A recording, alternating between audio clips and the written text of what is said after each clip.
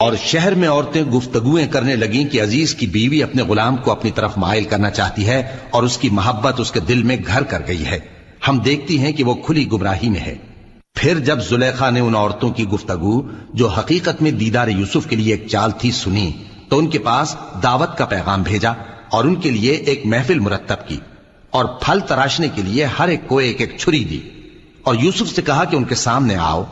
جب عورتوں نے ان کو دیکھا تو ان کا روب حسن ان پر ایسا چھا گیا کہ پھل تراشتے تراشتے اپنے ہاتھ کاٹ لیے اور بے ساختہ بول اٹھی کہ اللہ پاک ہے، یہ آدمی نہیں، یہ تو کوئی بزرگ فرشتہ ہے۔ زلیخا نے کہا تو یہ وہی ہے جس کے بارے میں تم مجھے تانے دیتی تھیں، اور بے شک میں نے اس کو اپنی طرف مائل کرنا چاہا مگر یہ بچا رہا، اور اگر یہ وہ کام نہ کرے گا جو میں اسے کہتی ہوں تو قید کر دیا جائے گا اور ذلیل ہوگا۔